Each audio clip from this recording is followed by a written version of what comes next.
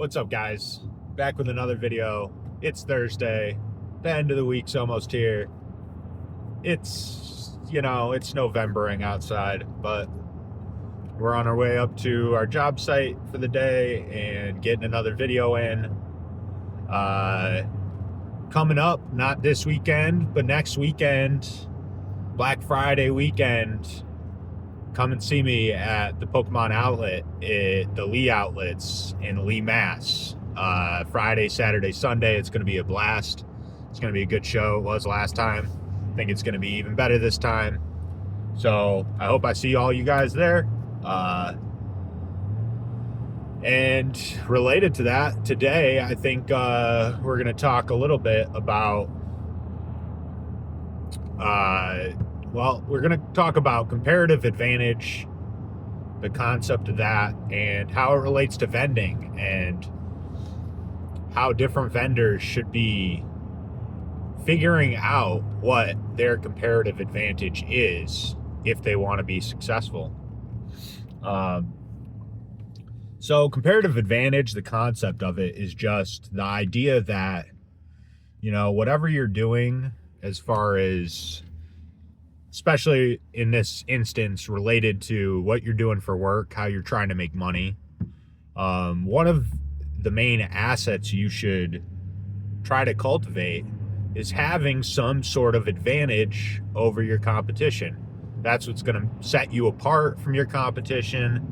That is what's going to attract customers and build loyalty with customers, is them having a reason to pick you over other vendors.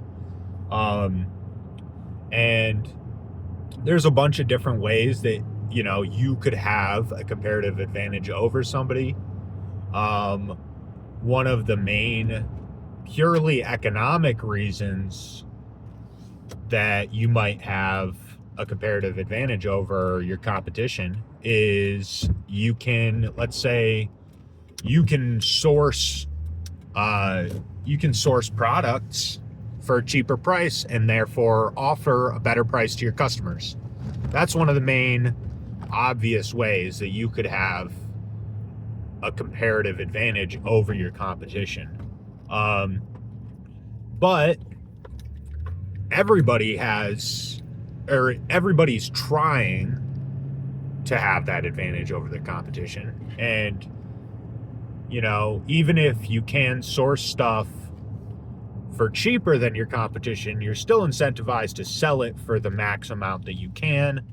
So it's kind of like one of those parts of running a business that's really, it's like one of the obvious and most, like, every business is going to try to get their product for the cheapest amount, sell it for the most amount, maximize their profit margin. But, the counterbalance to that, and why everything doesn't cost infinity, right? Because, sellers want to sell for the most that they can, is that, well, you have competition. You have other people that are selling it. So you have to balance that off of what people will actually buy at. You have to balance that out of what other people are selling for, market prices, recent sales, current listings, all this sort of stuff. So that's an obvious sort of one. Other ones, convenience. If you're closer by to some people, they're more likely to go to you than somebody that they have to go farther to get to buy stuff. The other thing, but it's not really, it's not vendor specific, but it's like some people don't prefer to go out and go in person to buy stuff. So some online sellers have the advantage for that segment of the market, like, if there's just some people don't prefer to go out to buy things. They'd prefer to sit on their couch and buy something off their phone and click a couple buttons and just have it shipped to them. But related to vending, there's some overlap, but in the vending space, let's assume we're all at the same card show. Well, aside from price, what can you try to make your comparative advantage? And I think the most obvious one that I see as, a massive benefit to some vendors and a massive liability to other vendors. And I think the biggest one that separates at card shows, aside from price, because fairly pricing your stuff is kind of like a prerequisite to be competitive in this market. So assuming we're all kind of pricing sort of, in the same ballpark, there's a few still things that you should think about as far as what's going to set you apart. One of these things is like branding. Some guys have great branding. They've got, the custom tablecloth. They've got the standing sign that sits behind them. They've got business cards and, things that show their social media handles and all this, that sort of stuff. And that's all good. That's all good stuff to have, certainly. But that kind of only goes so far. And, another one that I would say is sort of like different levels and different niches in inventory is another big one that would set people apart. Some people have way more variety. Some people have more high-end stuff. Some people have sort of, the top range of what they offer is $100 and everything below. Some people have, I see this a lot of times where people have a binder out, but like their binder cards go up to like $5 max price. And then they'll have their case out and their case displays max price, say $100 cards. So like that person is vying for different customers than somebody that's got, 4 Zion cases on their table and they've got slabs for days and like the minimum amount, price of any one slab on their table is $100 and the max might be $10K or something like that. Those are completely different segments of the market that you're kind of competing for. So that's it's another thing to consider, but that's largely just going to be dependent on like how long you've been vending, how much capital do you have to, buy inventory, how many shows do you go to a month, that sort of stuff. But as I was going to get into before, and then I kind of sidestepped for a second here, but just the one that I do see that is the most obvious and to my eye sets some people way apart from other people is salesmanship broadly. Some guys, you'll see this is one of the main things to me that sets people apart is some guys, you go up to their table and they say, "Hey, how's it going? How can I help you? What are you looking for today? How's the show been? Find any cool stuff? Can I help you with anything?" That's like very basic sales strategy. Like, get the customer talking, figure out what the customer's looking for, figure out how to sell them something. Like, that's like basic sales. And some guys have that. I'd like to think I'm one of those guys that does have that. And then you'll see other guys at card shows. Here's a big red flag for me, and maybe this is just because I was in retail for a long time, so I have these tripwires in my brain that get set off. Some guys, you'll walk up to their table, they're sitting down, their phone's in their face, they're not looking up, and even when you get to the table, they barely look up or acknowledge you. That's awful sales strategy. That's just like, the technique is awful. It's immediately off-putting And I gotta say, when I go into a retail store, unless it's like the only place that I can get a certain item, if I go into a retail store and that's the type of person that I met with that greets me, or in this case, doesn't greet me, I'm probably just going to turn around and walk out and not spend my money at a place like that. And for vending, it's the exact same thing. If you are one of those guys, you're sitting down, you're not caring, your head's in your phone, you barely acknowledge the customer, you don't try to interact with the customer at all, you're putting yourself at a massive disadvantage over the guy who's doing the exact opposite, who the customer comes up and they're automatically like, hey, how's it going? How's the show been? What'd you get? Anything cool? What are you looking for? What kind of stuff are you into? What do you collect? All these sort of obvious and very basic salesman hooks that you're supposed to use. Like, this is sales. It's different than a retail job, but it's still sales. And so to me, that's one of the things that sets vendors apart, like by large degrees, large margins. And I think, people should think about that. I know it's a day of work, man. Like, you get up, when I go to a show, especially if I didn't stay in the city that I'm going to overnight the night before, it's like you're waking up at like 4:30 or 5 o'clock.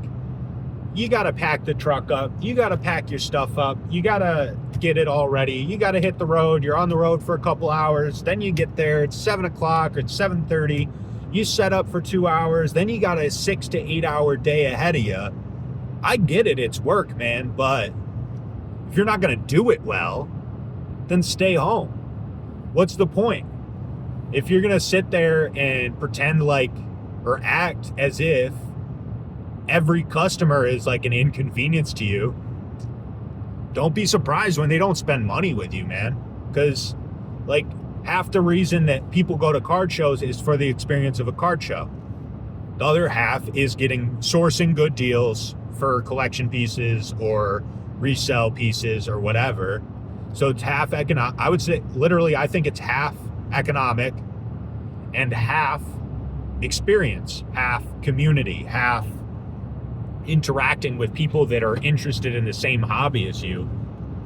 And so if you're going to treat people that come up to your table like they're inconveniencing you, I wouldn't spend money with you. And yeah, I just think that's, that's something that it's really frustrating to watch people do it. And it's like, man, you've got all this inventory, man, you're putting in all this effort, and then you can't just put the smile on, put your salesman face on and do the last part, the most essential part.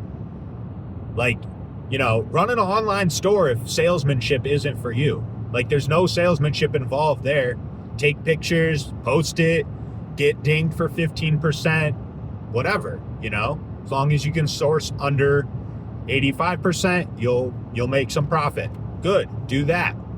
But if you're going to show up in person to these shows, you should understand that half the battle is you being an effective salesman, and the other half is all like, how much did you get it for? How much can you sell it for? Did you overpay? Are you listing it accurately at the right price? Are you a good negotiator? Like, all that stuff matters. But if you don't give your customers a good experience, they're not going to come back to you. And I think that I understand this just like sort of intrinsically, because from the age of 18 until, 24 or something like that. So for like all my young adulthood, pretty much, I was working in retail, and I was working in liquor stores primarily. That's what I was good at. I was a heavy drinker and I never want to go back to that life, but I was good at running. I got hired at a liquor store, multiple liquor stores, and within months became a manager at those stores because I understand retail. I understand how to sell things to people. I understand how to listen to customers and then make sure that I have the inventory that the customer wants, and therefore they come back to me for the things they want. And so to me, this is all just kind of second nature, makes perfect sense. I also bartended, which is like performative salesmanship. It's like a place where people actually go and they want to interact with the salesman. Like, it's not like you go to a car dealership and you're like, damn it, this frickin' salesman, he's coming over and he's gonna try to sell me. I just wanted to look at cars. It's not like that. No, like, people go with their friends and family and sit at the bar because they want to interact with the bartender. They want to hang out. They want to whatever, And so, like, this is all second nature to me. It makes perfect sense. It's like, yeah, people come up to my table. They're looking for a certain thing, or maybe they're not, which that's where the sales really, like, if you're a good salesman, that's where you make your extra money from, is people who don't know what they're looking for, and you show them what they're looking for. So you have to understand that, like, the better you are as a salesperson, the more successful you're going to be. And there's differing degrees of this. Some people put on a show by, let's do gambling, let's do coin flips. And that, probably a lot of that is more for like online content purposes. But like, I also think that people sort of encourage that because it's fun for their customers. And some customers like it, and no problem with that. It's just not really a strategy that I focus on. I'm trying to be the person who it's like, my customers know, you come to my table, oh, you need sealed? Got you. Oh, you want the ETB from the hot new set? Got you. Oh, you're looking for vintage? Got you. Oh, you're looking for slabs? Got you. Do I always have like the craziest inventory at every show I go to? Absolutely not. If anything, like, I'm kind of like mid-tier as far as, especially even at smaller shows, I'm kind of like mid-tier. It's like, yeah, like, I have, the way that I always set it up is like, binder cards are like $3 to $50. Case singles are $50 and up. And then slabs, I've been really trying to move, because I only have one slab case. So I've been trying to move in the direction of having slabs that are kind of like $100 and up. Which most slab collectors are not looking for cheap slabs, or at least that's not like the desired outcome. So that kind of works out. But either way, I'm just saying, like, it's not like I'm one of these guys who, I rent 2 or 3 tables every show and I just have the most inventory. I have every single thing you could ever look for. It's like, no, I do my best with that. I try to have a good variety, and I try to cover the things that I know people are always going to buy. And you should do that too, obviously. But that sort of X factor as far as vending goes is salesmanship. And, the more you can find strategies that get you that extra sale. It's like, if your inventory is what it is, right? Like, there's always going to be people that go there, they see the thing on your table, they say, I want the thing on your table, and they've decided already. They saw the thing, they want the thing, they buy the thing. Those are like kind of irrelevant, right? Those, like, you're gonna get those. The differentiator between vendors is getting that sale of the marginal sale, the sale that wasn't guaranteed, the sale where the guy or the person didn't know what they were looking for up front, or, well, they were thinking about this, and then you walk them through why, well, I have this and this is what you should get. and this is why. Or, oh, well, I like the way the market is looking on these things, and so, and so, and so, and so. You know, you need to sell. And, you know, I think that is probably just like the most important comparative advantage factor that can really set people apart. And it doesn't cost money. It really doesn't.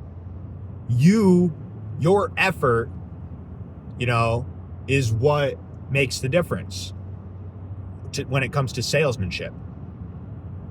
And so, you know, you could be kind of like bad at everything else, but if you can sell, you're going to be one of those people that people like to go to.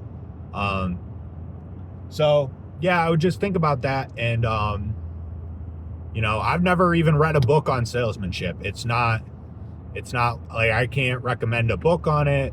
I can't even recommend to you like a YouTube channel on it. I don't know. That's not how I learned.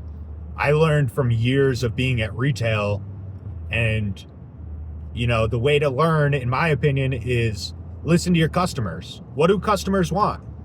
You as a salesman should know that. You should know that inside and out. You should know that up and down, inside out, front and back. What do your customers want? Who are your customers? What's hot? What are the trajectories of different things in the market? These are all the things that you should be thinking about. And yeah, I would just say that should be a focus of, especially if you're a new vendor, especially if you're just starting out, and, you know, say, especially, yeah, you're just starting out, you don't have the craziest inventory. How do you gain advantage in this market where it's very competitive? You know, like vending spaces is very competitive right now. So how do you stand out? Be the best salesman in the room. That's how. That's my advice. That's the video for today. Let me know what you guys think. Let me know what you think as, like, if you're somebody that walks around card shows, like if you're a customer at card shows, do you notice this difference? Does it make an impact on who you're likely to spend your money with, who you're likely to return to, who you're likely to do deals with in the future? All of that. I want to know everything. Give me your opinion in the comments, guys. And I'll talk to you next time. Later.